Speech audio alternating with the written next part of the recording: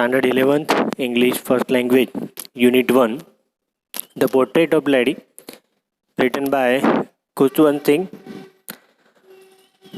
Kushwant Singh was born 2nd February 1915 and his death 20 March 2014. He was an Indian novelist raised in Delhi. यानी कि खुशवंत सिंह वो हमारे भारत के novelist है और उनका जन्म 2 फरवरी 1915 को उनका जन्म हुआ और उनका देहांत 20 मार्च 2014 में उनकी डेथ हुई. वो इंडियन नॉवेलिस्ट है. उन्होंने कई सारे वर्क्स लिखे हुए हैं. ट्रूथ, लव, लिटिल मैलिस, ऐसे कई सारे उनके वर्क्स इंग्लिश लिटरेचर में लिखे हुए हैं. He is the one of the greatest place in English literature. He was a student of law. वो लॉ के बारे में पढ़े हुए हैं बट एट पैशन, और उनकी जो रुचि है फॉर लिटरेचर, यानी कि इंग्लिश लिटरेचर है वो बहुत बड़ा मतलब एक दरिया है.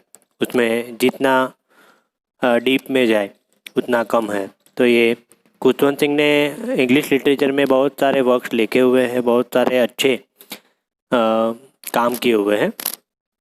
ये बिकेम अ जर्नलिस्ट. वो खुद एक पत्रकार के रूप में भी उन्होंने भूमिका अदा की है एंड एडिट यानी कि एडिटर के रूप में भी उन्होंने काम किया हुआ है. द इलस्ट्रेटेड वीकली उनका जो मतलब न्यूज़पेपर था, and national Herald and Hindustan time में भी उन्होंने पत्रकार के रूप में और एडिटर के रूप में काम किया हुआ है. Train to Pakistan Delhi novel उन्होंने लिखी हुई है 1990 में, एंड कंपनी ऑफ वीमेन 1999 में, and truth, love, little malice आगे भी हमने बात की 2002 में. The good, the bad, ridiculous 2003 में लिखी are some of the famous works. उनकी फेमस नॉवेल है ये सारी. In this lesson he is drawn the pen portrait of his grandmother. आपने शायद एक मन मूवी देखी हो, मेरा मन, आमिर खान की मूवी, और उसमें भी अपनी ममा की वो एक पोर्ट्रेट बनाते हैं, यानी कि एक ड्रॉ बनाते हैं और यानी पिक्चर बनाते हैं, और उस पिक्चर में उसकी यादें छुपी हुई होती है. वैसे इन the same way the portrait lady here is the drawn a portrait of his grand mother. उनकी ग्रैंड मदर की मतलब एक पोर्ट्रेट बनाते हैं, पोर्ट्रेट पिक्चर. तो यहाँ पर ऑथर है has painted a pen portrait of his grandmother and he present her as a tender of the loving and deeply religious old lady. यानी कि ये धर्म में मानती हुई ओल्ड लेडी है. हर फेस वॉज रिंकल, यानी कि in the same way we know about the wrinkle, यानी कि जो फेस पर जो चमड़ी है वो करचलिया होती है, वो बताया हुआ है. उसके बारे में बताया हुआ कि एजेड होते तो दैट रीज़न वो होता है. तो इस लेसन में हम पोर्ट्रेट के बारे में पढ़ेंगे. ऑथर ने अपनी मतलब ग्रैंड मदर का पोर्ट्रेट बनाया है और खुशवंत सिंह ने बहुत अच्छी तरह से यहाँ पे लेसन को प्रेजेंट किया है. तो we learn about a lesson. तो हम लेसन की शुरुआत करें तो the portrait of lady written by Khushwant Singh. My grandmother like everybody is grandmother, यानी मेरी दादी माँ तो हर एक की दादी माँ होती है, वैसे ही in the time we was an old women, एक यानी कि वृद्ध माता के रूप में. She had been old and wrinkle for 20 years that I had known her. यानी कि वो वृद्ध थी, चेहरे पर भी थोड़ी बहुत मतलब रिंकल्स थी. People said that she had once been young and pretty had even had husband. यानी कि वो जब हम लोग भी इन द सेम वे कि जब युवान होते हैं तब हमारी जो सुंदरता है यानी कि प्रिटीनेस है, और यंग होते हैं तब वो भी. But that was hard to believe.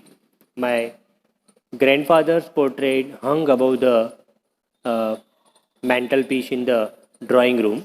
और ड्राइंग रूम में अपने दादाजी का भी फ़ोटो मतलब वहाँ पर पोर्ट्रेट बनाया हुआ वो लगा हुआ था। ही वॉर अ बिग टर्बन यानी कि जो पगड़ी एंड लूज फिटिंग क्लोथ, ऐसे वो रोब यानी कि दैट्स कॉल जो कुर्ता बोलते हैं वैसे कपड़े में पहना हुआ था। और एंशियंट टाइम में सब लोग मतलब पैंट शर्ट के बिना मतलब पैंट के अलावा वो सब पगड़िया धोती वगैरह मतलब पहनते थे। तो उन्होंने दादाजी का फ़ोटो भी मतलब हंग किया हुआ है यानी कि वो वहाँ पर लटका हुआ है और पगड़ी पहनी हुई है। और ड्राइंग रूम में ये मनस पट पर यानी कि मेंटल पीस पर वो मतलब छाई जाता है। He wore a big turban and loose fitting cloth his long white beard यानी सफ़ेद बियर्ड है, दाढ़ी है, शेव है और cover the waist part of his chest and he look at least 100 years old यानी कि 100 साल के लगते हैं। He did not look a short person who would have wife or children. He looked as if he could only have lots of grandchildren. बहुत सारे मतलब बच्चे मतलब के लड़के पोते। And he could only have lots of grandchildren as for my children, for my grandmother being young and pretty. The thought was almost revolting. She often told us of the game she used to play as a child. और बच्चे के साथ वो मतलब खेलते वैसे इन the same वे वो भी बच्चे के साथ खेल रहे हैं। That seems quite absurd and undignified on her part of treat it like a fable of prophet she use to tell us. और यूज टू यानी कि जो हैप्टिट्यूड वर्ड्स है और हैप्टिट्यूड वर्ड्स यानी कि उसके साथ मतलब बार बार यूज़ करते हैं यानी कि हैप्टिट्यूड यानी कि हैबिट वर्ड होता है। She had always been short and fat slightly bent, her face was criss cross wrinkle and running from everywhere to everywhere, हर एक जगह, एवरीवेयर यानी कि हर एक जगह। No we were certain she had always been as we had, और always यानी कि हर हमेश, she had always been as we had known her, कहते कि वो एडवांस में ही मतलब उनको जानते हैं। Old, so terribly old that he could not grown older and he stay at the same age for 20 years, यानी 20 साल से वही सेम एज में ही मतलब जीते हैं। कई सारे इसे ऐसे मतलब फिट होते हैं, फिजिकली फिट होते हैं। And she could never have been pretty, यानी उनकी सुंदरता उसमें मतलब कोई कमी नहीं आई थी, but she was always beautiful, हमेशा वो एक सुंदरता के रूप में ही। And she hobbles about house in a spotless white with one hand and resting on her waist and balance her stoop and other telling the beads of rosary। तो वो अपना बैलेंस भी मतलब बना सकती थी, इतनी फिट थी। और शुरुआत में मतलब कि उनका जो बैलेंस यानी कि जो काम करने के दौर तरीके हैं वो भी एक परफेक्टली था।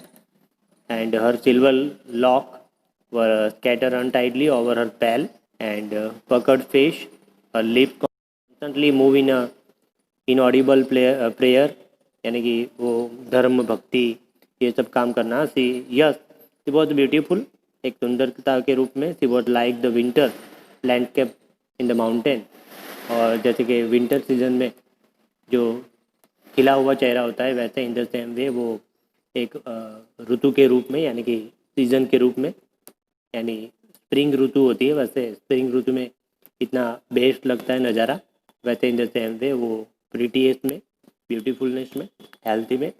N expanse of pure white serenity, breathing peace and contentment. My grandmother and I were good friends. दादी माँ जैसे हम दो मित्र हो वैसे मेरे साथ बिहेव करती थी। My parents left me with her when they went to live in the city, जब वो सिटी में आए तब उनको लीव किया हुआ था, साथ में ही मतलब रहते थे। And we were constantly together, हम साथ में ही रहे। She use to walk up me in the morning, सुबह मुझे उठाती थी। Get me ready for school, मुझे स्कूल के लिए तैयार करते थे। She said her morning prayer in the monotonous sing song while the bath, dress me in the hope that I would listen and get to know it by heart, यानी कि वो मुझे बात करवाना, स्कूल में भेजना। तो ये सब मेरे लिए मेरी मम्मा जो काम करती थी, इन द सेम वे वही काम मेरी दादी मतलब करती थी. शी सेड मॉर्निंग प्रेयर, जब सुबह प्रार्थना हो, सिंग सॉन्ग मतलब कि वो प्रार्थना के रूप में. The bath dress me in hope that I would listen and get to know it by heart. I listened because fetch my wooden slate, which he had already washed and plastered with yellow chalk and tiny earthen ink pot, red of thick stale chapati with little butter, sugar spread on it. जैसे कि जो देखभाल करना यानी खाना खिलाना, butter chapati वगैरह मतलब वो मेरे लिए काम करती थी. आई सर्व and I listen because I fetch my wooden slot, which he had already washed and plastered with yellow chalk and tiny earthen ink pot and red of thick.